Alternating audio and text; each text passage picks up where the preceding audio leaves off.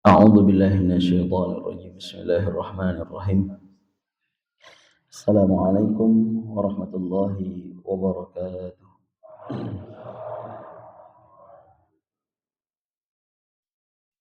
Alhamdulillah Alhamdulillahi ala ihsanih wa syukru lahu ala taufiqihi wa amtinanih wa ashhadu an la ilaha illallah wahdahu la syarika lah lahu ta'ziman li sya'nihi wa ashhadu anna muhammadan abduhu wa rasuluh ad-da'i ila ridwanih. Allahumma salli wa sallim wa barik wa an'im ala sayyidina wa habibina wa maulana Muhammad sallallahu alaihi wasallam wa ala alihi wa ashabihi wa ikhwanih. Allahumma 'allimna ma yanfa'una wanfa'na bima 'allamtana. Rabbi 'allimna alladhi yanfa'una rabbana zidna 'ilma warzuqna fahma. Allahumma faqihna fid din wa 'allimna ta'wil. Allahumma inna na'udzubika min 'ilmin la yanfa' wa qalbin la yakhsha wa min nafsin la tashba' wa min du'ain la yusma'. Rabbi shrah li sadri wa yassir li amri wa hlul 'uqdatam min lisani yafqahu qawli, amma ba'd. Bapak Ibu jamaah salat maghrib rahimani wa rahimakumullah. Sami sehat Bapak Ibu? Alhamdulillah lemes teman. Dereng sami dahar napa? Hah? Alhamdulillah, puji syukur kehadirat Allah Subhanahu wa taala atas segala kenikmatan yang telah Allah berikan kepada kita. Alhamdulillah di malam hari ini kita masih diberikan kesempatan oleh Allah Subhanahu wa taala untuk kemudian duduk di majelis ilmu, ya. Lenggah di majelis ilmu, bertemu dengan orang-orang baik, bertemu dengan orang-orang soleh dan solehah, dengan niatan bukan hanya sebatas untuk nambah pengetahuan Bapak Ibu. Dan saya sering ulang-ulang, rata-rata wong pengajian saniki niku ana pengajian tulen atau lalen. Maka niat kita ngaji itu Bapak Ibu untuk kemudian sebagai bahan evaluasi kita. Umur yang panjang, kesehatan yang terus Allah berikan, itu bukan berarti tanda jenengan akan hidup terus. Memang Bapak Ibu mengira, nah kalau sehat itu berarti hidup terus. Wa kam min sa'atin mata min ghairi illatin wa kam min saqimin 'asha hina min ad-dahri. Kata Imam Syafi'i rahimahullahu taala dalam kitab Diwan Syafi'iyah, beliau mengatakan apa? Kam min sihatin mata min ghairi illatin. Berapa banyak orang yang sehat mati tanpa sebab. Wa kam min saqimin asahina minad dahri. Tapi berapa banyak orang yang sakit ternyata hidupnya panjang dan enggak mati-mati. Jadi sebenarnya sehat dan mati itu Bapak Ibu, mohon maaf, yang namanya sehat itu bukan berarti tanda orang bakal hidup terus. Begitu juga sebaliknya, kalau orang sakit berarti bentar lagi mati, tidak juga. Kakek saya Bapak Ibu nemenin Mbah Putri saya sakit. Mbah Kakung sehat. Sing sedarian malah Mbah Kakung, Mbah Putri sampai 7 tahun sampai sekarang masih hidup. Walaupun sakit. Jadi yang namanya sehat dan sakit itu bukan tanda Bapak Ibu. Ya. Sehat dan sakit itu bukan tanda. Wah, berarti nek sehat ki uripe ngasih 200 tahun jare sapa? Maka Imam Syafi'i beliau pernah mengatakan apa? Wa man dhanna asha alfan wa alfaini fala budda fi yaumin yasiru ila qabri. Siapa saja yang mengira bahwasanya dia akan hidup 1000 tahun, 2000 tahun, 3000 tahun lagi, fala budda fi yaumin yasiru ila qabri. Coba sekali-kali berangkat ke kuburan. Melihat itu berapa banyak orang yang sudah mati. Pak, Bu, kita ngaji itu betul-betul saya sampaikan. Bukan untuk nambah pengetahuan, enggak nambah pengetahuan itu bonus saja Bapak Ibu, bonus. Tapi sebagai bahan evaluasi dan muhasabah kita untuk kemudian terus menjadi orang baik, berikan kemanfaatan kepada orang banyak, tidak pelit kebaikan. Itu yang harus kita lakukan. Mari Bapak Ibu rahimani wa rahimakumullah, senantiasa bersyukur kepada Allah atas nikmat sehat yang telah Allah berikan kepada kita, ya. Dan kalaupun hari ini panjenengan yang datang ke sini sakit, ya sakit juga nikmat. Ya. Sakit itu juga nikmat. Ibarat gini Bapak Ibu. Menurut Bapak Ibu, lupa itu rezeki apa musibah? Kelalen lah ini kita yang Inggris nomor mriki nggih, lupa mboten ngertos. Kelalen, you understand kelalen? Apa yang terus kelalen mboten? Kesupen. Lupa. Menurut Bapak Ibu itu nikmat atau musibah? Nikmat Bapak Ibu.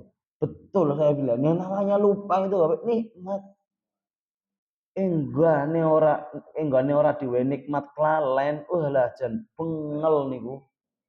Nggih, kimutan-utang, kimutan anake beduga. Nggih. Urung maning bojone njaluk duit wae, dhewe sejuta ya ora manut.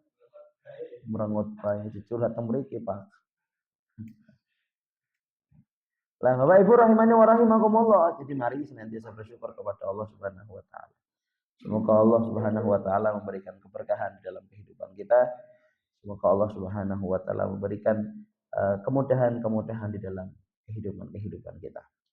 Kedua kalinya Bapak Ibu, selawat beriringan salam tetap terhaturkan, tetap tercurahkan kepada baginda Nabi Agung Muhammad sallallahu alaihi wasallam, kepada keluarganya, kepada sahabatnya, kepada tabi'in, kepada tabi'ut tabi'in, dan kepada orang-orang yang senantiasa istiqomah mengikuti apa saja yang beliau perintahkan, menjauhi apa saja yang beliau larangkan.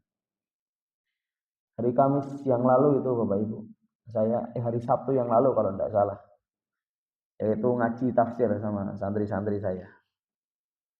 Qadarullah, waktu ngaji tafsir itu saya, karena namanya ngaji tafsir pasti yang namanya surat itu kan diawali dengan basmalah Bapak Ibu.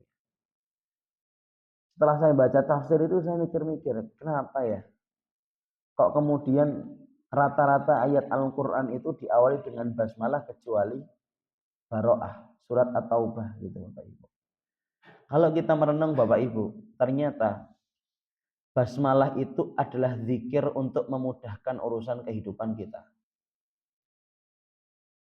Yang kadang-kadang kita anggap yang namanya basmalah permasalahan yang begitu remeh. Bismillahirrahmanirrahim. Apa meneh nek saweg salat niku lak kadang-kadang bismillah ya ora kena.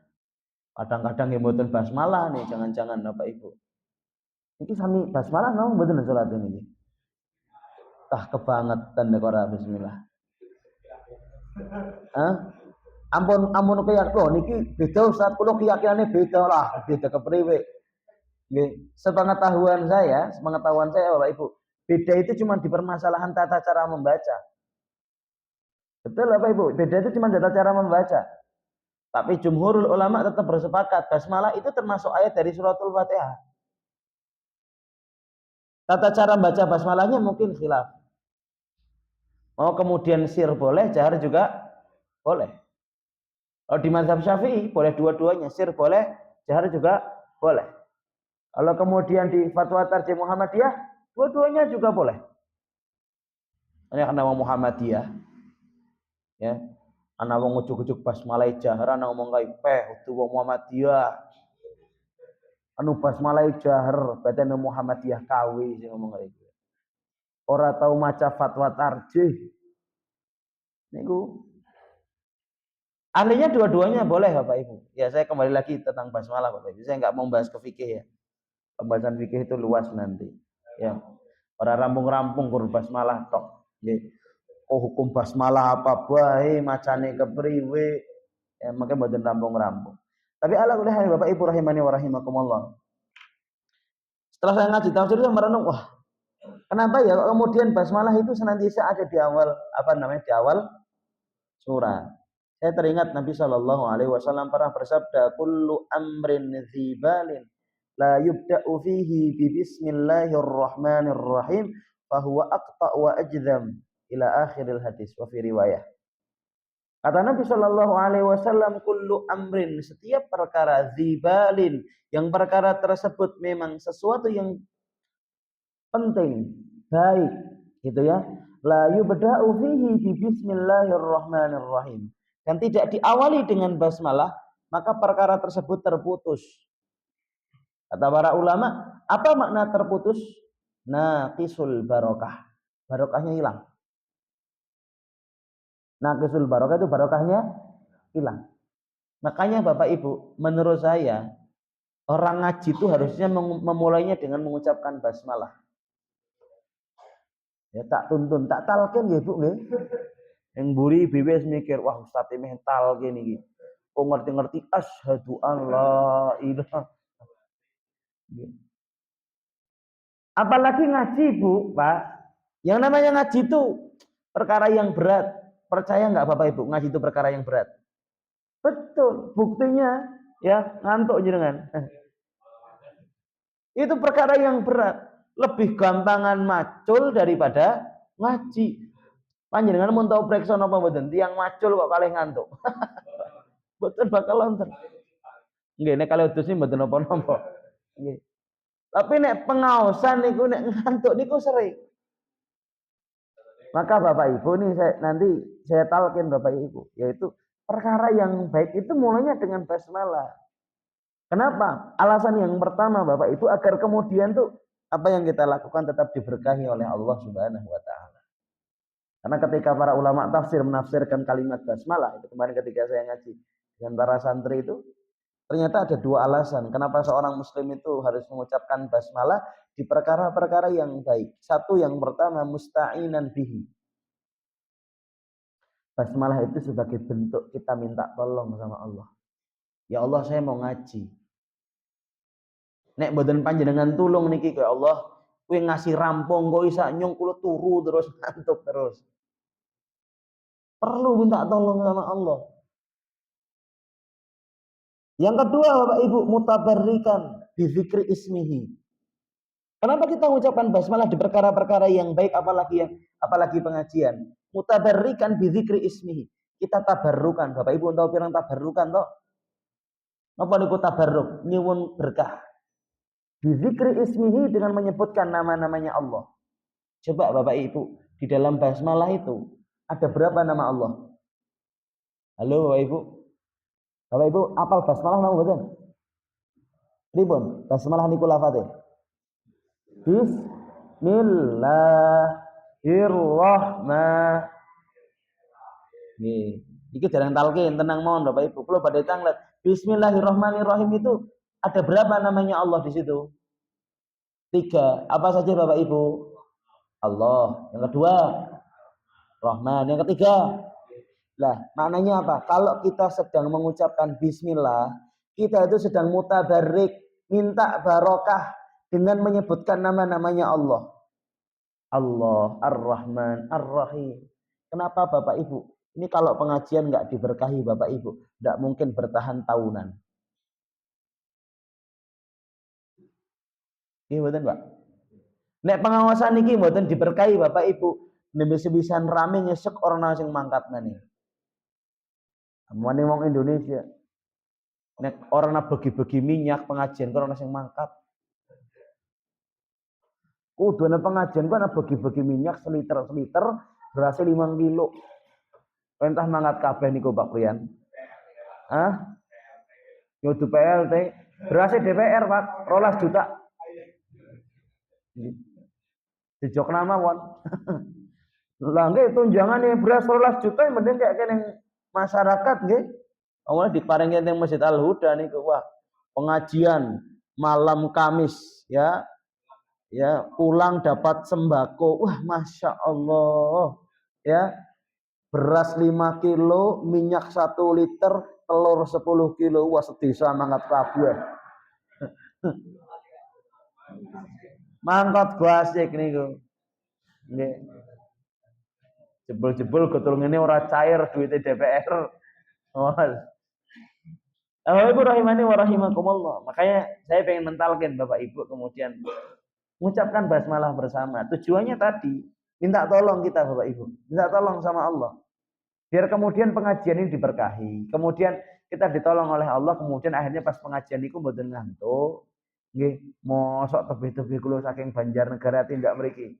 Ditinggal sehari niku pripun ceritane. Walah, kula niku bar rampung mulang santri Bapak Ibu. Ampun mulang santri langsung tindak mriki niku. Mosok gudul ini ditinggal sehari mosok banget teman. Nggih. Wong kaidah belajar niku Bapak Ibu, al ilmu yukta wala ya'ti. Jane niku jenengan sing sami tindak teng Banjarnegara, sanes kula sing tindak mriki. Pas pada mikir-mikir ya, oh Banjarnegara bensinnya pireng kok nang tengah dalan ana ayam bakar mandeg, bakso mandeg, soto mandeg, ngaji sepisan enteng 250.000. Lu namanya kaidah belajar gitu Bapak Ibu, harusnya gitu. Al ilmu yu'ta wala ya Pak Jenderal Sudirman Bapak Ibu. Yang berbaling aku dunia ngerti, orang ngerti tak kebangetan. Masih orang ngerti Jenderal Sudirman tak tutup pengajian ini temenan. Bapak Ibu ada yang enggak kenal Jenderal Sudirman sini? Ngerti Bapak Ibu nggih? Ngerti Jenderal Sudirman nggih? Ngriyanipun pundi Pak Bu? Ngriyanipun pundi? Purbalingga bilih? Pundi? Jauh dari sini enggak, Pak? Dekat? Oh, 10 menitan. Nggih leres, Pak. 10 menitan nggih buruk. 10 menit nggih buruk nggih leres. Bapak Ibu mau yang Jenderal Sudirman nggih. Ya, Jenderal Sudirman itu ngajinya itu sama Mbah Yai Suhada. Mbah Yai Suhada itu pendiri Tapak Suci. Pendiri Tapak Suci itu rumahnya itu di Binorong, Bawang, Banjarnegara. Tapi aslinya kelahirannya situ Bapak Ibu. Kemudian beliau tapi tempat tinggalnya itu di dekat alun-alun Banjarnegara. Depan apa namanya itu Bang Jateng. Tinggalnya di sana. Saya mau cerita ini bukan mau cerita Mbah Suhadanya. Saya mau cerita tentang Jenderal Sudirman. Jenderal Sudirman itu Bapak Ibu. Setiap pagi ya beliau itu apa? Ngaji sebelum subuh itu sudah sampai sana. Tempatnya Mbah Suhada. Apa yang dilakukan Jenderal Sudirman? Ngaji, maca kitab. Ngaji, baca kitab. Setelah kemudian beliau selesai ngaji, beliau ngajar. Dulu hampir mungkin seminggu sekali atau seminggu 2 kali. Jenderal Sudirman itu ngajar di Kecamatan Batur sana Bapak Ibu. Hari ini MTS-nya masih ada, MTS Muhammadiyah. Makanya bentar lagi kan desa Kecamatan Batur Banjarnegara itu kan milad 1 abad Muhammadiyah Banjarnegara. Gini Pak, nganggis motor Pak, mboten Pak. Nggih mobil mboten, ngontel. Wis ngontel saking mriki tindak Banjarnegara. Pokoke niku nek nggih diet nggih sae niku. Lah memang harusnya ilmu itu digitukan Bapak Ibu. Makanya kaidahnya adalah al ilmu yu'ta wala ya'ti. Ilmu itu didatangi, bukan ilmu yang datang. Lah sekarang ilmunya udah datang ditinggal tidur ki piye ceritane? Nggih kudune nggih mboten bilih. Insyaallah mboten nggih Bapak Ibu. Ini memang kayak saya itu pernah Bapak Ibu kalau ada orang lagi pengajian kok ditinggal tidur tak tutup pengajiannya. Saya pernah melakukan itu ketika subuh-subuh Bapak Ibu. Walaupun saya tahu namanya subuh itu waktu yang paling tepat untuk istirahat. Ya, waktu yang paling tepat untuk istirahat. Saya lagi ngisi pengajian. Baru innal hamdalillah. Nahmaduhu wa nasta'inuhu. Tengkluk kabeh. Ya. Terus saya bilang gini. Subhanakallahumma wa bihamdika asyhadu an la ilaha illa anta astaghfiruka wa atubu. Yang lucu gini Bapak Ibu ketika saya salam. Assalamualaikum warahmatullahi wabarakatuh. Waalaikumsalam. Niku jan jawab sedaya waalaikumsalam warahmatullahi wabarakatuh. Apa mboten kebangetan niku lah. Nggih, nggih kula langsung tutup, tapi wonten jamaah atau kados niki jamaah ibu-ibu. Ya Allah Ustaz niku derengeten gangsal menit niku Ustaz. Bu, lekani Bu, sami sare sedaya Bu. Kami saya sedoyo masa saya datang pagi-pagi sebelum subuh sudah berangkat. Sampai situ kok kemudian ditinggal tidur. Ya mending nggak usah ngisi. Ya, mending nggak usah ngisi itu Bapak Ibu. Ya. Ampun Bapak Ibu. Saya kalau ngaji gitu, mau ngaji paling apa namanya seminggu sekali 1 jam yo. Masa iya ditinggal tidur kan kebangetan. Bapak Ibu rahimani wa rahimakumullah. Kita lanjutkan kembali Bapak Ibu. Ini saya talkin dulu Bapak Ibu ya. Siap nih Bapak Ibu? Kene seger asli niku lho. Rono seneke sih. Belum ada anggarannya Bu, insya Allah sebentar lagi ya. Nunggu ini Pak Bu ya, tunjangan 12 jutanya DPR dibawa ke sini nanti insya Allah ya. Ya, MBG Wah. Wah ini kan rata-rata lansia ya Pak Ibu ya. Wah dapat ini ahlinya Bapak Ibu. Ya karena yang MBG itu salah satunya lansia ini. Oh ya itu kan penerima MBG itu kan kurang lebih ada 11 atau 12. Salah satunya adalah lansia. Ya, lansia, ibu menyusui, ibu hamil, ya. Kalau bapak menyusui tidak ada ya Pak, jangan berharap. Ya, selanjutnya Bapak Ibu kita talkin ya. Monggo Bapak Ibu, mari kita mulai pengajian di malam hari ini dengan membaca basmalah. Hawane adem Pak, serius. Setan itu melayu. Ya, walaupun saya tidak bisa melihat setan, rasanya kita senang. Perkara yang diawali dengan basmalah itu mengenakkan, mengasihkan. Karena hampir rata-rata para ulama mengawali seluruh kitabnya itu dengan basmalah. Hanya dengan satu alasan, yaitu apa? Agar kemudian perkara itu diberkahi dan diberi pertolongan oleh Allah. Itu. Makanya dalam Islam itu tidak ada perkara yang remeh. Bahkan cuma mengucapkan basmalah saja, itu menjadi perkara yang paling penting. Maka mari Bapak Ibu rahimani wa rahimakumullah, saya mengajak teruslah memulai ketika panjenengan hendak memulai perkara-perkara yang baik, mulailah dengan membaca basmalah. Bapak Ibu rahimani wa rahimakumullah, kita lanjutkan kembali menyebutkan istri-istri Nabi Muhammad sallallahu alaihi wasallam. Beliau menyebutkan di sini, kata beliau, azwajuhu ba'da Khadijin asyarah saudatu thumma Aisyul mutahharah fa Hafsatun Zainabu Ummu Salamah wa bintu Jahzin Zainabul Mukarramah thumma ibnatul Harithi dhi Juwairiyah Ummu Habibatin wa Ramlatun hiyah Safiyatun Maimunatun wal Jami'ah min nasli Ismaila illa tasi'ah. Di bulan sebelumnya kita sudah menyebutkan bahwasanya zaujahnya atau istrinya Nabi Muhammad sallallahu alaihi wasallam yang pertama adalah Ibunda Khadijah radhiyallahu anha, dan kami pernah menyampaikan bahwasanya selama Ibunda Khadijah masih hidup, Nabi tidak pernah menduakan Ibunda Khadijah. Ketika kemudian setelah meninggalnya Ibunda Khadijah radhiyallahu anha, sebagaimana kita ketahui, Nabi Muhammad sallallahu alaihi wasallam kemudian menikah dengan seorang perempuan yang lebih tua daripada Nabi, ya, kurang lebih jaraknya 15 tahun. 15 tahun atau kayaknya 15 tahun, karena memang lebih tua, atau mungkin ada yang mengatakan 20 tahun. Siapa istri Nabi yang kedua ini? Yaitu adalah Ibunda Saudah bintu Zam'ah. Saudah bintu Zam'ah ini adalah ibunda atau istri Nabi Muhammad sallallahu alaihi wasallam setelah Ibunda Khadijah, yang dinikahi oleh Nabi Muhammad sallallahu alaihi wasallam pada bulan Ramadan. Nikah bulan Ramadan. Tapi Nabi menikahi seorang perempuan yang lebih tua daripada Nabi. Dan di bulan sebelumnya kita telah menyebutkan juga ketika setelah Nabi menikah dengan Ibunda Saudah pada bulan Syawal tahun itu juga Nabi langsung menikahi Ibunda Aisyah radhiyallahu anha, dan pada saat itu Ibunda Aisyah berumur 6 tahun. Bayangkan Bapak Ibu menikahi perempuan 6 tahun. Kalau orang yang tidak suka dengan Islam, maka pernikahan Nabi dengan Ibunda Aisyah akan dijadikan sebagai kekurangan bagi agama ini. Bahwasanya apa? Oh, Nabi menyukai anak kecil. Pada hakikatnya bukan tidak suka dengan Nabi, tapi orang-orang yang menyerang Nabi Muhammad SAW tidak suka dengan Islam itu sendiri.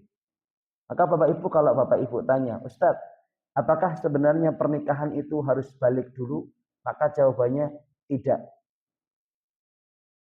Salah satu ibadah yang tidak harus balik dulu adalah nikah. Jadi kalau ada yang mengatakan tidak, nikah itu harus balik dulu, tidak. Tapi hanya saja kemudian hari ini pemerintah memiliki syarat-syarat untuk orang yang mau menikah memang minimal 21 tahun. Pertimbangannya adalah bukan pertimbangan baliknya. Ya, 21 tahun ya Pak ya sekarang. Betul Pak Haji, apa salah Pak Haji? 21 19 ya, 19 tahun. Pertimbangannya bukan karena bukan balik. Bukan. Jadi pertimbangan pemerintah adalah tentang kedewasaan. Jadi umur-umur itu sudah bisa mulai mikir aslinya. Walaupun pada hakikatnya kalau kemudian kita mencari celah lagi, yang namanya dewasa itu kan tidak ditentukan oleh umur. Ya enggak Bapak Ibu? Buktinya banyak kok orang yang kemudian usianya sudah tua, ya mungkin usianya lebih dari 40 tahun, tapi sikapnya seperti anak kecil juga banyak. Buktinya hari ini masih banyak itu bapak-bapak umur 50 tahun, 55, 40 masih main game. Bukan masa kecil kurang bahagia, tapi kembali lagi ke masa kanak-kanak. Dan Allah Subhanahu wa taala pernah mengatakan dalam hadis qudsinya, ya. Ma'ajaban nas. Saya lupa lafadznya. Intinya adalah Allah Subhanahu wa taala takjub kepada seseorang. Laisat lahu sabwatun. Kalau seandainya dia tidak memiliki sifat kekanak-kanakan.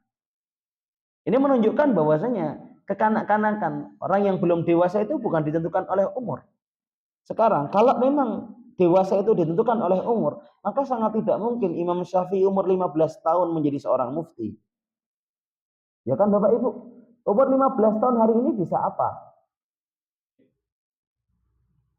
Bisa apa Bapak Ibu kalau kemudian kita tanya? Umur 15 tahun hari ini bisa apa? Iya kan? Itu kan yang kemudian kita pertanyakan. Jadi yang namanya dewasa itu tidak ditentukan dengan umur. Tidak sama sekali. Tapi kedewasaan itu ditentukan oleh sikap. Bisa jadi umurnya itu lebih muda, bisa jadi umurnya itu masih belia, tapi sikapnya menunjukkan kedewasaan. Tapi sebaliknya kita juga hari ini diperlihatkan. Mungkin umurnya 50 tahun, mungkin umurnya 40 tahun, 35 tahun, tapi ternyata sikapnya seperti kanak-kanak. Bapak Ibu pengen tahu? Lihat, hari ini berapa banyak bapak-bapak, ibu-ibu yang kemudian perilakunya seperti anak-anak. Apa yang mereka lakukan? Ikut-ikutan main game. Game itu kan untuk anak kecil, Pak. Bu. Ya. Loh Ustaz, refreshing tidak harus kemudian kembali kepada sikap kekanak-kanakan. Mohon maaf Bapak Ibu. Saya pernah menjumpai Bapak Ibu. Itu bapak sama anaknya main game online bareng. Mabar.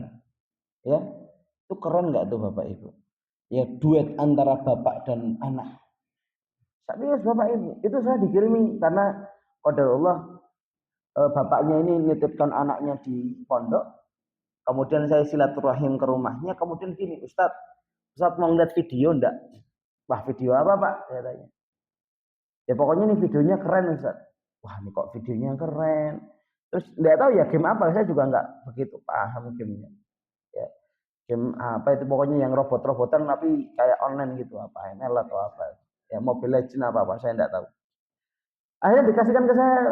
Ternyata di situ, ya di situ ada suara bapaknya, ada suara anaknya. Ya, Pak, niki suaranya sinten? Suara saya itu, Ustaz. Nah, ini suara perempuan, itu anak saya, Ustaz. Allahu Akbar, gitu. Sampai kemudian anaknya dewasa, ya. Kemudian anaknya dewasa, kemudian bilang ke bapaknya gini, Pak, masa bapak mau jadi anak kecil lagi? Akhirnya bapaknya ngapus ininya, ngapus apa namanya, gamenya. Subhanallah. Maka Bapak Ibu rahimani wa rahimakumullah, saya kembalikan lagi tadi Rasulullah Shallallahu alaihi wasallam menikahi Ibunda Aisyah umur 6 tahun. Pernikahan 6 tahun bukan perkara yang kemudian diharamkan oleh syariat, boleh-boleh saja. Monggo Bapak Ibu kalau seandainya misalkan rasa takut ya Bapak Ibu ya, apalagi pergaulan hari ini gitu.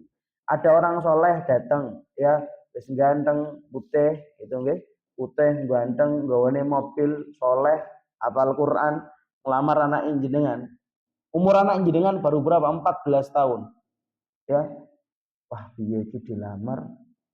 Ya, tapi kalau memang itu ada maslahatnya, tidak apa-apa. Daripada terjatuh dalam zina. Zina itu utang loh, Pak Bu.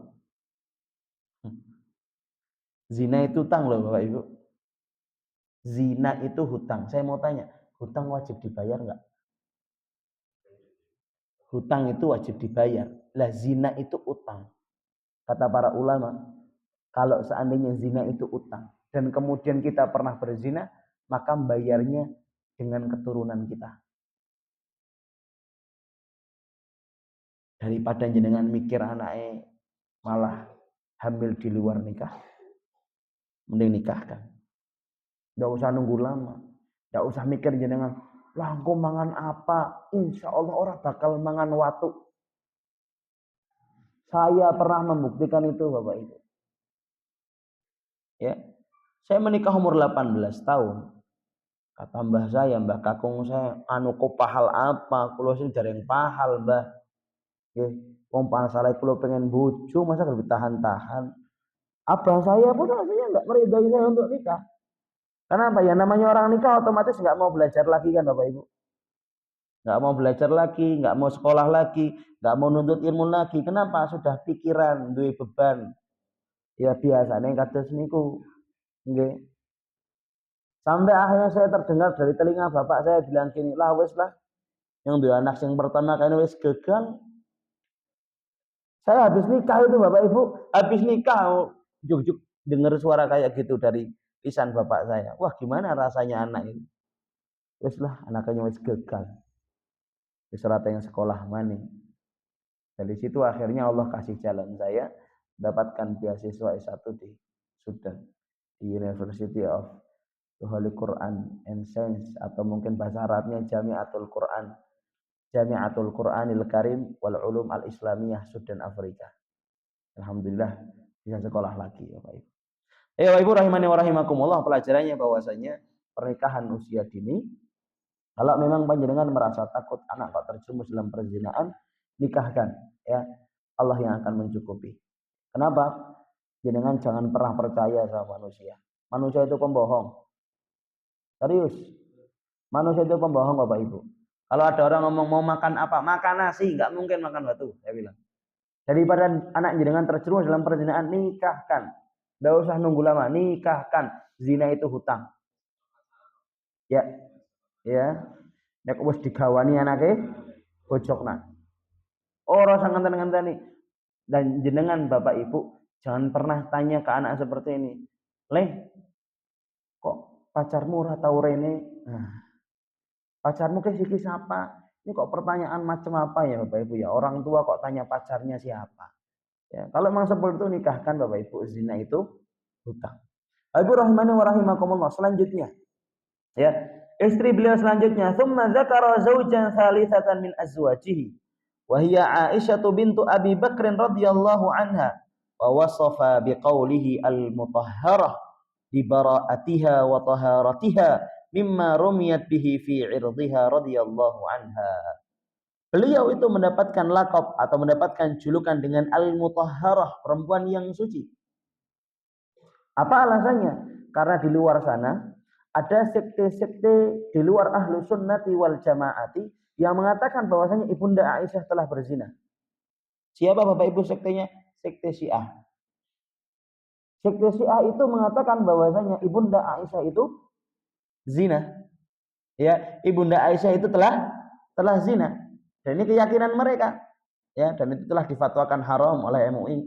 Ya, termasuk golongan-golongan yang dilarang di dalam Indonesia.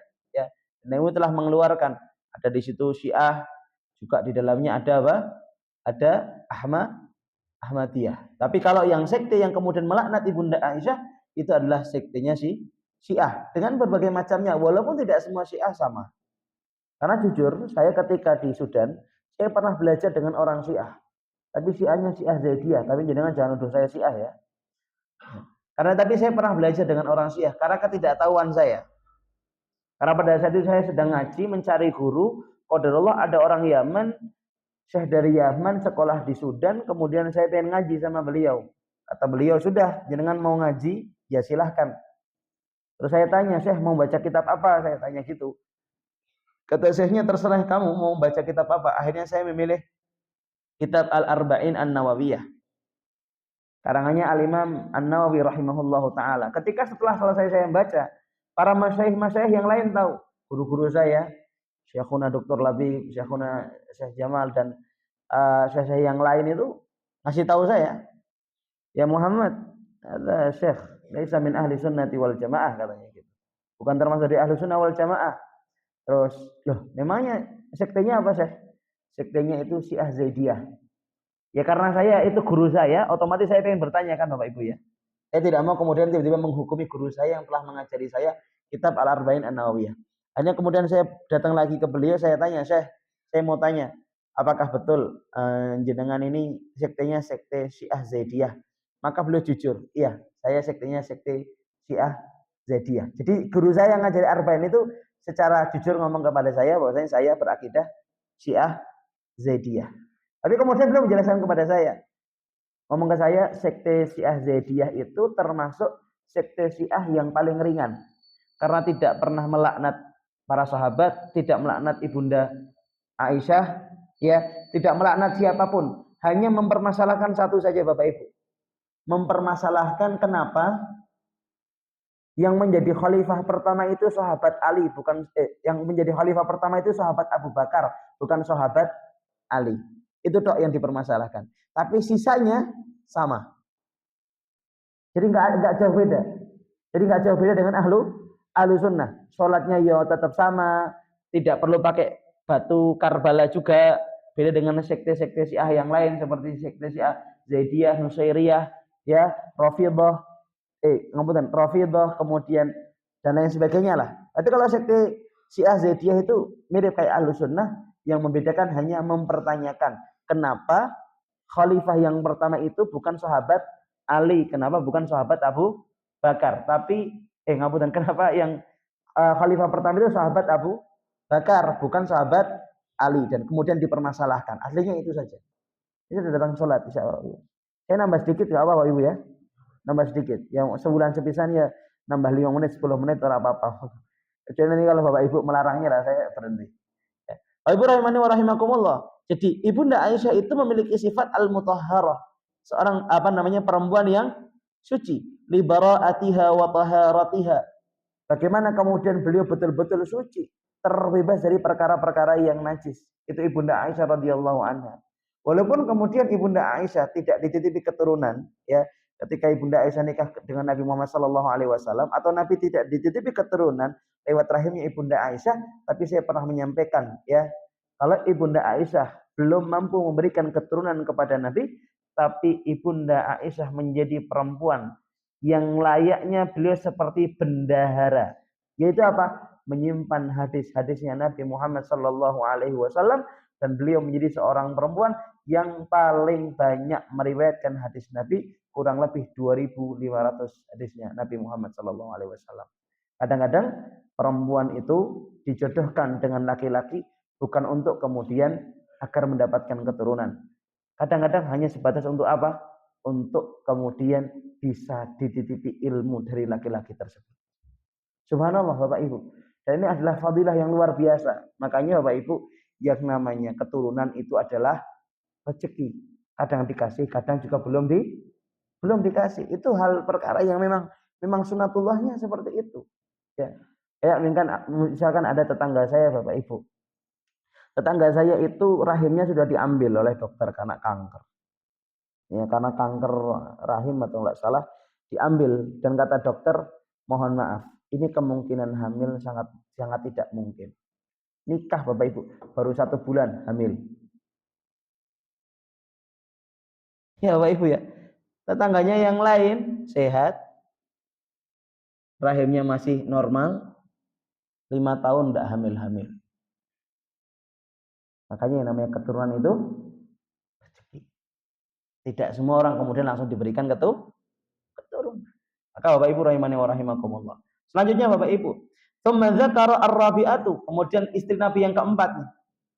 Faqala fa Hafsatun, ya, fa Hafsatun wa hiya Hafsatu bintu Umar bin Khattab radhiyallahu anhu. Ya. Maka istri Nabi yang selanjutnya adalah Ibunda Hafsah. Dan Ibunda Hafsah ini adalah anak dari sahabat Umar ibnul Khattab. Yang pada saat itu Ibunda Hafsah ini ditinggal oleh suaminya karena meninggal dunia karena perang, kalau tidak salah perang Badar atau perang apa. Tapi yang keren Bapak Ibu mau saya kasihkan kepada Bapak Ibu adalah apa? Bagaimana sahabat Umar menikahkan anaknya kepada orang yang sudah ia kenal. Ini penting Bapak Ibu. Bagi para abah, bagi para bapak, bagi para ibu. Kalau mau menikahkan anaknya, pastikan jenengan kenal siapa orangnya. Ya, jangan kemudian goro-goro, wah ini digawa wae ngene. Oh enggak, minimal sudah kenal siapa orangnya. Kenapa? Aman-aman saja. Ya, itu pernah itu Hafsah, sahabat Hafsah ini putranya Umar bin Khattab ini pernah ditawarkan kepada dua sahabat. Umar datang Bapak Ibu nawarkan kepada sahabat Abu Bakar. Wahai sahabat Abu Bakar, gimana? Mau enggak nikah sama anak saya, Hafsah? Sahabat Abu Bakar enggak ngomong apa-apa. Ditawarkan kepada sahabat Utsman. Ya Utsman, mau enggak nikah sama anak saya? Kata sahabat Utsman, kayaknya saya enggak dulu nih. Sahabat Abu Bakar ditanya lagi, ya Abu Bakar, gimana mau nikah sama anak saya enggak? Nikah kok ditawari ya Bapak Ibu ya, penak banget ya. Apa kata sahabat Abu Bakar? Enggak jawab apa-apa. Sampai kemudian berapa bulan kemudian akhirnya Nabi Shallallahu Alaihi Wasallam menikah sama Ibunda Hafsah radhiyallahu anha. Kemudian sahabat Abu Bakar ini datang kepada sahabat Umar. Apa yang dikatakan sahabat Abu Bakar? Ya Umar, mohon maaf, kemarin kamu memberikan pertanyaan kepadaku. Mau tidak kamu menikah dengan anak saya? Mohon maaf, saya tidak menjawab apa-apa dan saya tidak mengeluarkan satu kalimat apapun. Alasannya adalah karena Hafsah namanya pernah disebut sama Nabi. Nah, makanya muncullah permasalahan gini Bapak Ibu. Boleh enggak? Kalau bahasa kerennya itu menikung. Boleh enggak kemudian mengambil atau kemudian melamar perempuan yang sudah dilamar oleh saudaranya? Enggak boleh. Termasuk tidak boleh seseorang itu ya mendatangi rumah orang atau mendatangi rumah seorang perempuan yang dimana perempuan tersebut sudah disukai oleh saudaranya. Dan itu dilakukan oleh sahabat Abu Bakar. Alasan kenapa sahabat Abu Bakar ini tidak mau menerima tawaran sahabat Umar karena Ibunda Hafsah namanya sering disebut sama Nabi. Ya, man ahabba katsura dzikruhu kan katanya Imam Ibnu Taimiyah kayak gitu. Ya, kata Nabi atau kata ulama lah, saya lupa. Man ahabba syai'an, siapa yang dia menyukai sesuatu, katsura dzikruhu, maka dia akan banyak menyebutkan namanya. Makanya sahabat Abu Bakar tahu ini kayaknya Nabi suka sama Ibunda Hafsah. Makanya ketika Umar itu datang, sahabat Umar datang menawarkan Ibunda Hafsah, sahabat Abu Bakar tidak jawab apa-apa. Makanya akhirnya apa? Akhirnya Ibunda Hafsah nikah dengan siapa? Nabi Muhammad Sallallahu Alaihi Wasallam. Maka Bapak Ibu ya ini mas-mas mungkin yang belum menikah ya, kalau ada nama perempuan kok sudah disebut sama temennya, yo jangan ditikung. Masalahnya sekarang ada kalimat gini, selama jalur kuning belum melengkung. Kan gitu Bapak Ibu ya. Bahkan kalaupun jalur kuning sudah melengkung, maka dukunlah yang ya kan biasanya gitu Bapak Ibu. Tapi ini tambahan saja Bapak Ibu. Ya tadi kita menyebutkan tentang Ibunda Hafsah. Ya nanti insya Allah di bulan selanjutnya kita menyebutkan Ibunda Zainab. Mungkin ini Bapak Ibu yang bisa kami sampaikan. Mohon maaf, minta waktu sedikit tadi ya. Kalau ada salah kami mohon maaf. Kalau ada baiknya semua datangnya dari Allah Subhanahu wa taala. Al-haqqu fala takunanna minal mumtarin. Subhanakallahumma wa bihamdik Asyhadu an la ilaha illa anta astaghfiruka wa atubu ilaik. Wa sallallahu wa sallim ala nabiyyina Muhammadin wa ala alihi wa sahbihi ajma'in. Assalamualaikum warahmatullahi wabarakatuh.